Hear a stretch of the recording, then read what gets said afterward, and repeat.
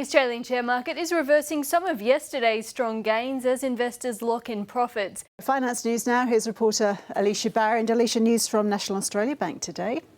Ros, National Australia Bank has announced the biggest capital raising scheme in Australian corporate history. It's in the process of assessing the new offer. But if we look at the share price, IONET shares have jumped around 12%. Alicia, what's happening on the markets this morning? Well, Joe, yesterday I was talking to you and we're talking that the Australian share market might be nearing a correction after 6 straight days of falls up to Tuesday. But we did see markets come back a little bit overnight. While it is typical that when the local currency falls, there's a corresponding spike in consumer prices, it may not be as bad as expected.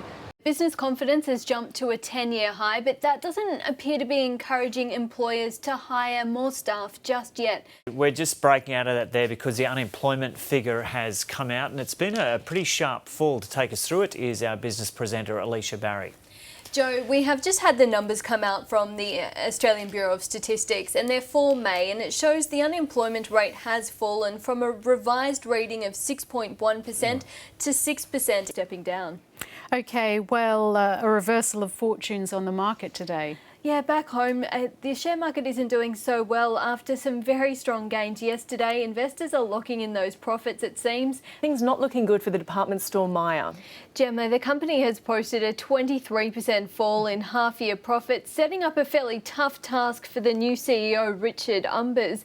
Denies the claims and says it will defend them vigorously. OK, and news of a huge deal in the food industry. There has been indeed. Kraft Foods and Heinz are set to merge, forming the world's 5th largest food company. Of course, the iron ore price has come down by around half since the middle of last year, and it really is threatening Fortescue's viability. Ros, the conglomerate has recorded revenue of $13.1 billion from its retail outlets in just the first 3 months of 2015, is a fair way down from the peak of $2.59 hit late in February. The speech appeared to push the iron ore price back up above $55 a tonne. So, Alicia, rates day today. No change expected though.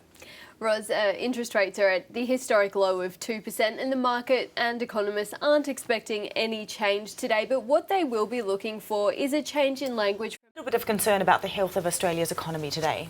Well, worries about the strength of the Australian economy really are intensified this week because we got a bad run of data. We've had the worst trade deficit on record for April, flat retail sales, which are at their weakest level since February last year. And despite that strong headline number in the GDP reading for the March quarter, it does mask some soft details.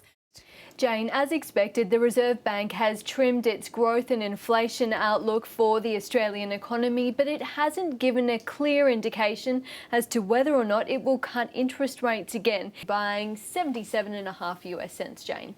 Many thanks, Alicia.